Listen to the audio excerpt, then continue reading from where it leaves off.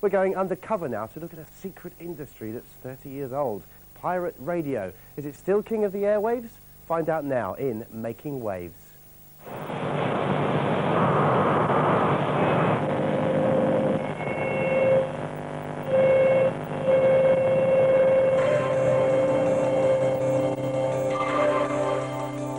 Pirates have been hijacking the airwaves for over 30 years. In that time, the technology has changed from AM to FM, and the pirates have moved from ships to tower blocks. As new techniques are developed for broadcasting signals, an ongoing battle has emerged between the pirates and those responsible for policing the airwaves. They change their technologies, we change our technologies. They hide them, we find them, whatever. The DTI have got this new tool for getting our rigs out now. So that at this stage they're one stage ahead of us, you know what I mean? The technology that the pirates do use has got better. Pirate radio tends to pick the best ideas from existing broadcast technologies and add ideas of their own because of the very special circumstances that pirates operate in.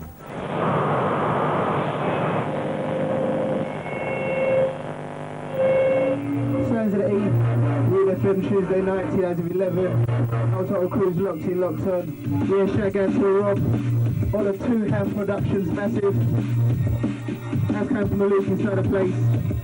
Today, more than 180 pirate radio stations are operating across the UK, upholding a tradition that started in the rough waters of the North Sea with Radio Caroline.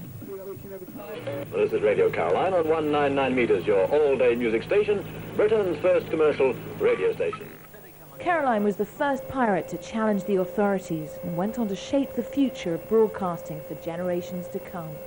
When I think of Radio Caroline, I think the first time that I joined it in July 25th, 1964, I remember going out on the tender boat. We used to go out on a boat from Frinton, those of us who were on Caroline South, and I remember seeing this little boat bobbing up and down on the North Sea and thinking to myself, that is absolutely wonderful. It's such a small little boat. It was very minute, really, but it's causing so much problems for the government. And I thought, how wonderful. The government may pronounce soon on the future of radio in Britain. Mr. Wedgwood Benn, the Postmaster General, has already pronounced on the pirates. They're stealing the copyright and paying no money for it.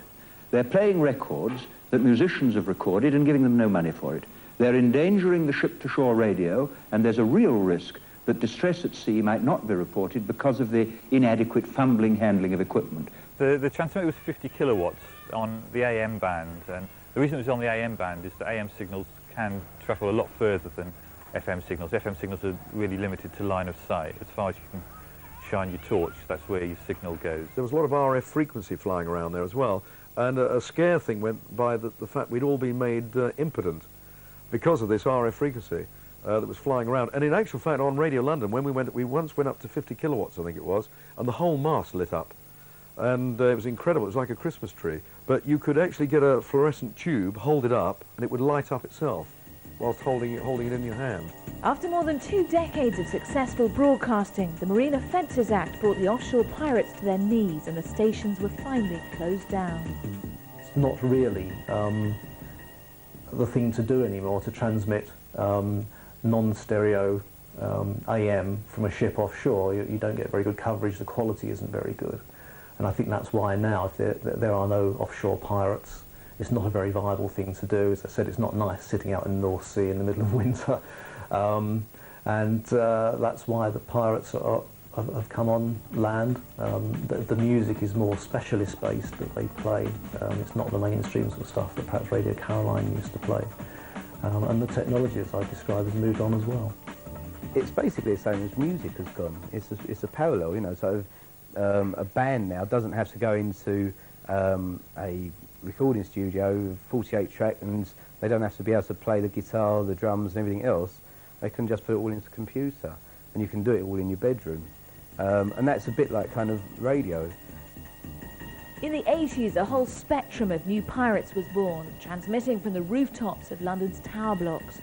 These onshore pirates were able to set up studios in their bedrooms. We actually hatched this idea on my bed, in fact, in my old house. We sat around, had this idea for Kiss FM. Of course, it's quite well known now, but at the time it was a nebulous idea to put a radio station that would actually do mixing on on the air, live on the air, which was a very new thing at the time, and it just seemed like an exciting idea. With FM technology now freely accessible, the airwaves were opened up to a new generation of DIY pirates.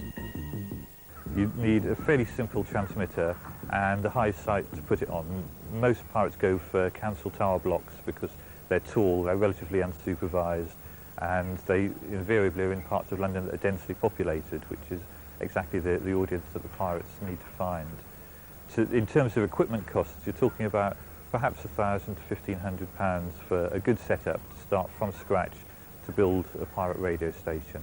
Each time we had to set up a pirate transmitter, it entailed taking several boxes to the top of a very tall building somewhere, such as these. This is a high power amplifier which boosts the transmitter signal, and this is a receiver which enables you to send the signal from the studio undetected to the transmitter site. But really this was all you needed to set up a radio station. It's a lot less than most people would probably expect. This did the job. London's perfectly formed for pirate radio, or radio full stop, because it's a valley. So if you're transmitting off of sort of Swiss Cottage or around there, or Alexandra Palace, or Crystal Palace and sort of Blackheath, then you're at the top of the valley, so you just cover everything, so it's wonderful. It wasn't long before the Department of Trade and Industry were hot on the pirates' trail, confiscating rigs and raiding studios all over the country. In some weeks we would maybe get raided 3 or 4 times, and each time I would have to build a complete new transmitter and install it. I wasn't getting much sleep in those days. The problem with being a land-based pirate is that it's very easy for the authorities to track down your transmitter, and they quite frequently will do that and confiscate the equipment. What commenced was a sort of cold war between pirate operators and the Department of Trade and Industry Radio Investigation Department, which did worry me because I'm not a lawbreaker, but I consider myself a bit of a renegade and a bit of a flag waver for the music and champion of the music for the people, so to speak. So that kept me going. The DTI grew ever more sophisticated in tracking illegal signals. The pirates responded by embracing new technologies that would tip the balance back in their favour. The microwave links were one of the big innovations in pirate radio in the early 80s, when pirates began to discover that microwaves couldn't be detected by the authorities with their current equipment. The main aim was to avoid actually getting caught at the studio. So we would have an intricate system of multiple radio links that join up the studio and the transmitter, in some cases using modified satellite television equipment, dishes, microwave equipment, that was very, very difficult for the authorities to detect, and feed the signal via this method to the transmitter site, which had merely a very cheap, dispensable piece of equipment that would not lead them back to us at the studio. We would go for 2 years without being discovered, and it was normally a lack of studio security that gave us up, rather than the technology. Right, we've got a microwave receiver here. It's a low noise block, as it's called, and they're very line of sight, these things.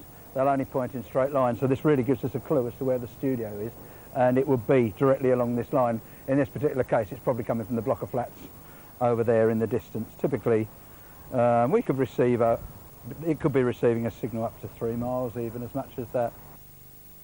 It makes it more difficult because the microwave signal goes in a very thin beam, if you like, and it makes it a little more difficult to track down. And if you have a studio which is in, say, a derelict flat in a block of flats, it may be a little more difficult. But the fact is, we do have success, and we do track them down.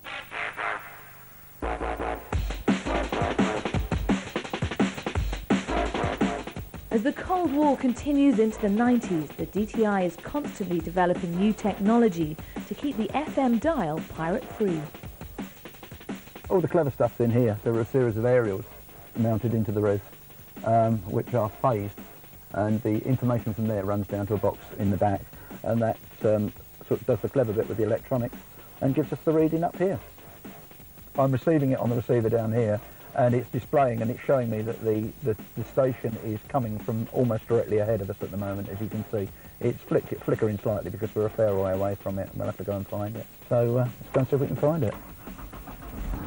There's always that hint of the unexpected. You know, you're never quite sure what's going to happen, you're never quite sure where it's going to be, you never quite know what new technologies you're going to come up against, and it's terrific to succeed. They've, if you like, set you a puzzle, and hopefully you've solved it. what more can you want out of your job?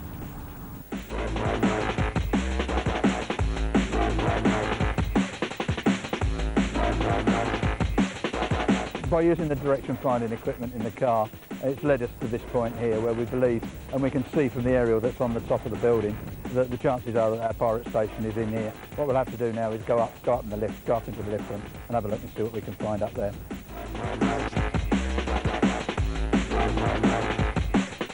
Oh yes, there we go.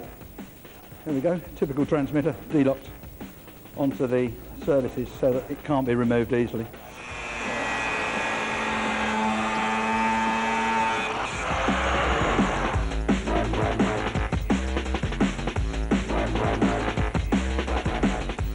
They come and get our stuff, that's it. At the end of the day, they come and take our stuff. It's not like we're going to go up there and, yeah, start fighting with them and that, you know. They've got a job to do. We respect them for that. They can come and do it, you know. The DTI make over 900 raids a year. All the seized equipment ends up in a storeroom waiting to be destroyed. This is a typical pirate radio transmitter that we'll have seized, perhaps probably from a tower block somewhere in London. It's the sort of transmitter that lots of the pirates use. It's got an aerial output, it's got an audio output probably, and there's a power supply in there as well somewhere. These are the sort of things that we seize a lot of, probably several hundred during a year in London alone. In London there's, what I've counted on the FM dial, about 20, 27, 28 pirate radio stations, if not more. And when you go on the outskirts, like you go over to West London, the stations double up, so there's so many on, and I suppose they can't concentrate. By the time they hit one station, they go out to the next. By the next weekend, they're back on. So it's like just going round and round, I suppose. There are obviously finances somewhere in the sort of pirate broadcasting area, which mean that they can replace the transmitters. Sometimes they replace them the same day, and that's why some of the stations, persistent ones, we might take transmitters away from 2 or 3 times a week. And it's frustrating perhaps for us to think, yes, we've just taken that one off for a nuisance, they're back on again. But that's part of the work, and that's, you know, in keeping the airways clean, if you like, that's what we have to do. We'll be back, you know, we'll come back, no problem.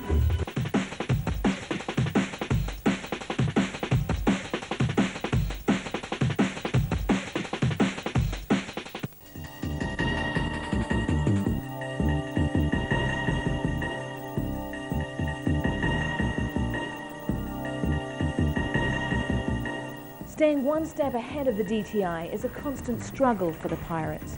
Increasing numbers of raids have forced them to develop new techniques for concealing their rigs.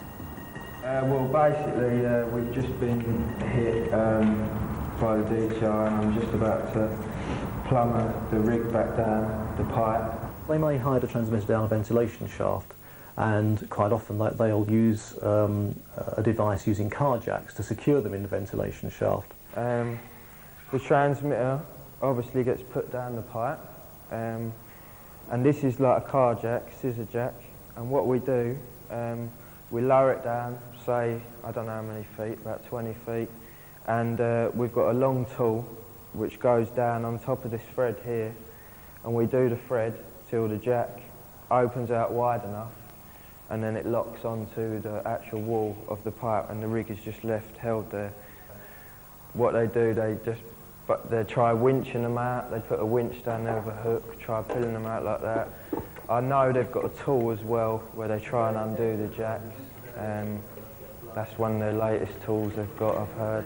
Well, they try and keep ahead of us. I've described we devised something for undoing the car jacks. I've got my way around it, I'm not going to say, but basically it's still piping it up, exactly the same, just a little modification around the top end of the jack. Nothing too major, but it will be for them. Yeah, I mean, they've tried to catch up with that, and by putting special locks on some of the transmitter where they put them to try and stop us. But, you know, there's always a way around it. They have a go at getting it, I'll give them that, they have a good go at it. But their favourite one, with Rude anyway, is cementing my rigging. What they do, they'll put loads of rubbish down the pipe on my rig and cement over it. Which isn't a problem, I always get it out. If we can't get at the transmitter, there's always got to be power leads and aerial leads coming out, and what we might do is to leave it locked in place and just cut the leads. That's all it takes. As soon as you know how they're getting it, there's always a way around things, you know what I mean? It's just a case of going up there, putting new aerials up, just join the aerials on, you can be back on within hour and a half, hour, if all the aerials are done.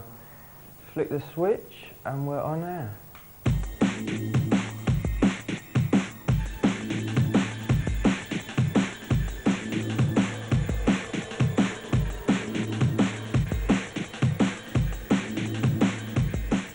It's not just the DTI who are out to stop the pirates. Local councils spend thousands of pounds every year trying to secure their rooftops. Yeah, there is certain blocks that do have one-off like locks, or where they've got problems with pirates, they put a special door up there to stop them getting up there, sort of thing. Well, besides the metal grids that we've installed along the perimeters, we've also upgraded the doors to the entry to the roof areas and the lift motor rooms. There are pirates that, if they've been on a block for a while and their roof gets secured up, they will get a oxyacetylene set and cut their own hole through their door, or a grinder, etc., whatever. We decided to increase the measures and we installed a silent alarm system.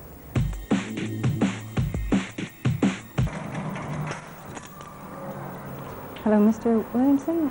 Yeah, it's London Borough of Waltham Forest. I've got an intruder door alarm at All Saints Tower. You have a door alarm like you would at home. If someone opens the door illegally, then the alarm will go off.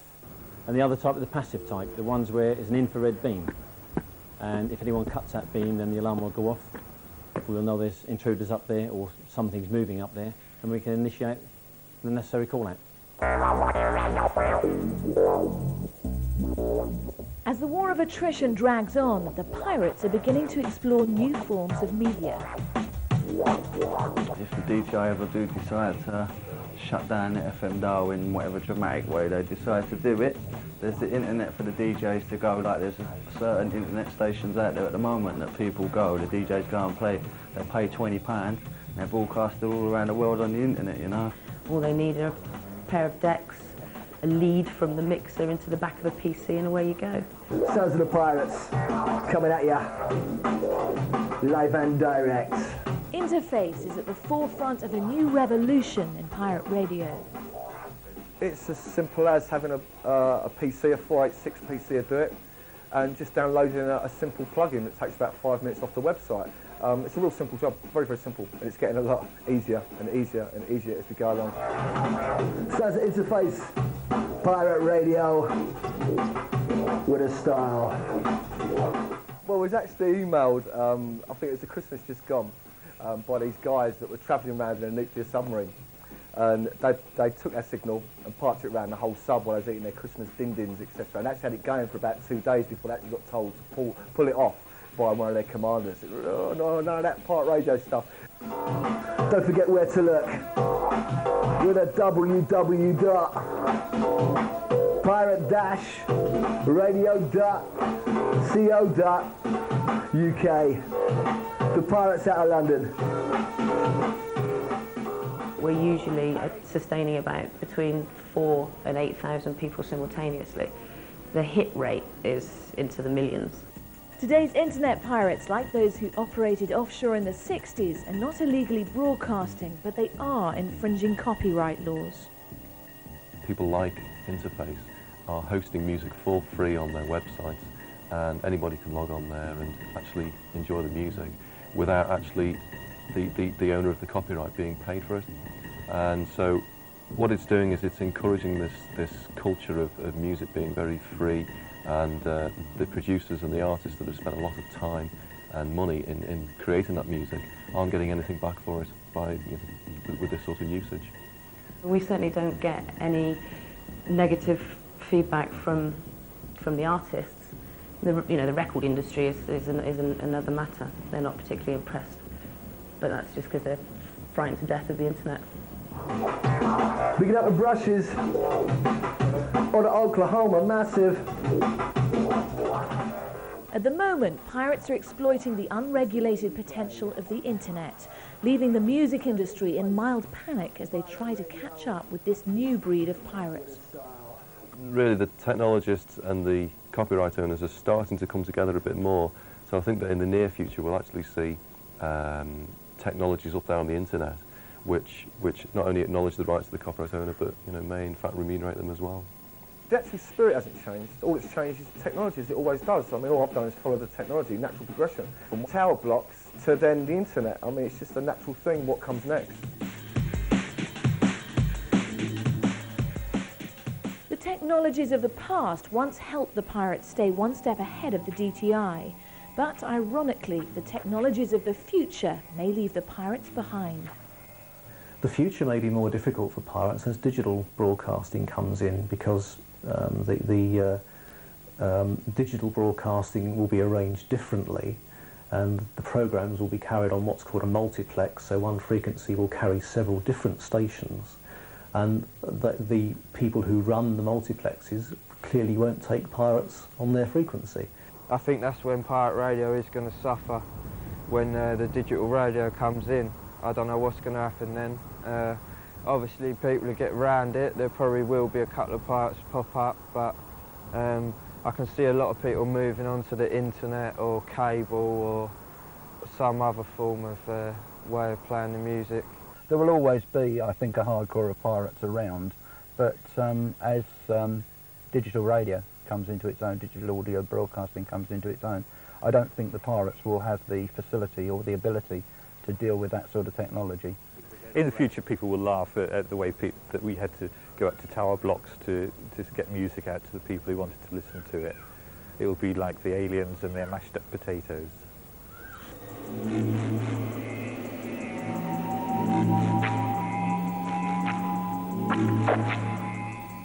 As we enter the new millennium, a fifth generation of pirates are continuing the work that began in the 1960s. They'll have to continue to embrace new technologies to survive and find ever more intricate ways of broadcasting their music to their listeners. It's a way of life for me now. I've been doing it for so long. It's hard getting... I must admit, I was going to stop a while ago, but I'm just so used to doing it now. It's an everyday thing, you know what I mean? It's part of my life now. It's like a drug, basically. I'm addicted to it now. Well, part for me is it's about being real. It's about not pre-planning anything. It's about people coming and playing from in here rather than out the pocket or out there. It's not something that's thought about. It's something that gets talent, fresh talent. I can't see the pirate radio station as a bugbear going away, to be honest with you, because they're too nimble, too thrifty, too underground, and too intelligent to get caught out like that.